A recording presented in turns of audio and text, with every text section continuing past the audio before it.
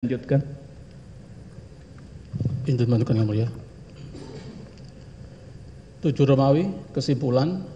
Majelis hakim yang kami muliakan, terdakwa dan tim penasihat hukum yang kami hormati, berdasarkan uraian yang kami kemukakan dalam analisa yuridis tersebut, maka kami selaku penuntut umum berkesimpulan terdakwa Hasto Kristianto telah terbukti serasah dan meyakinkan menurut hukum bersalah melakukan tindak pidana mencegah atau merintangi secara langsung atau tidak langsung penyidikan perkara korupsi sebagaimana diatur dan diancam pidana dalam pasal 21 Undang-Undang Republik Indonesia nomor 31 tahun 1999 tentang pemberantasan tindak pidana korupsi sebagaimana telah diubah dengan Undang-Undang RI nomor 20 tahun 2001 tentang perubahan atas Undang-Undang nomor 31 tahun 1999 tentang pemberantasan tindak pidana korupsi Jungto pasal 65 ayat 1 KUHP sebagaimana dakwaan ke-1.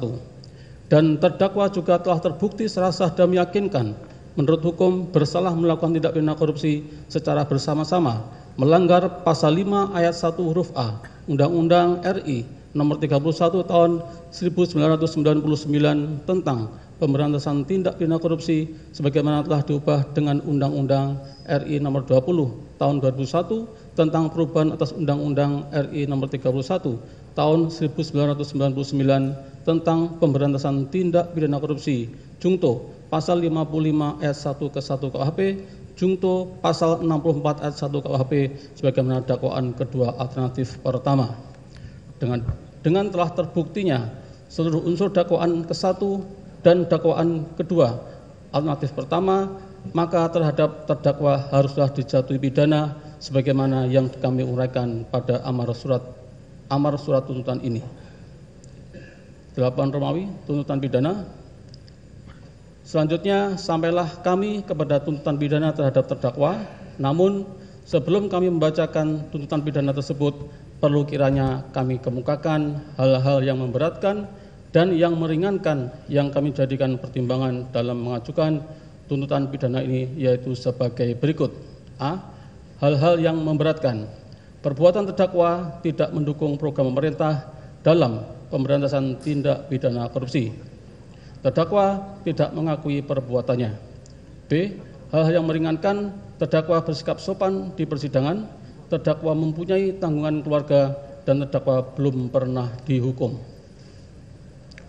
Berdasarkan uraian tersebut di atas dan dengan memperhatikan ketentuan peraturan perundang-undangan yang berkenaan dengan perkara ini, kami penuntut umum dalam perkara ini menuntut supaya Majelis Hakim Pengadilan Tindak Pidana Korupsi pada Pengadilan Negeri Jakarta Pusat yang memeriksa dan mengadili perkara ini memutuskan: 1.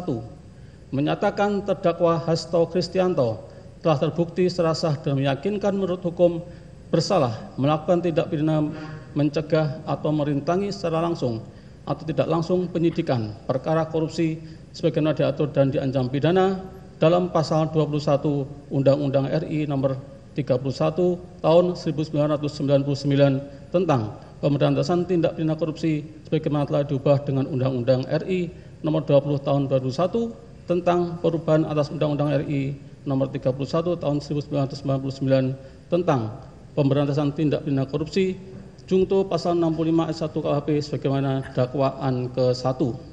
2. Menyatakan terdakwa Hasto Kristianto telah terbukti serasah dan meyakinkan menurut hukum bersalah melakukan tindak pidana korupsi secara bersama-sama melanggar pasal 5 ayat 1 huruf A Undang-Undang RI nomor 31 tahun 1999 tentang pemberantasan tindak pidana korupsi sebagaimana telah diubah dengan Undang-Undang RI nomor 20 tahun 2001 tentang perubahan atas Undang-Undang RI nomor 31 tahun 1999 tentang pemberantasan tindak pidana korupsi Jungto pasal 55 ayat 1 ke 1 KUHP Jungto pasal 64 ayat 1 KUHP sebagaimana dakwaan kedua alternatif pertama.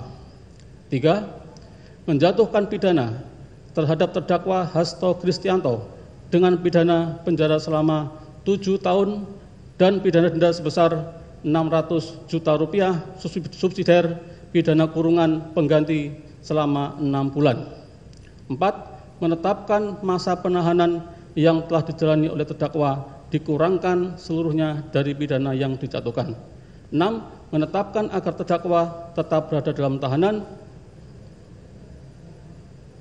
Diulangi. 5. Menetapkan agar terdakwa tetap berada dalam tahanan. 6. Menetapkan barang bukti berupa barang bukti nomor 1 sampai dengan nomor 205 digunakan dalam perkara atas nama Harun Masiku. 7. Menetapkan agar terdakwa membayar biaya perkara sebesar Rp7.500.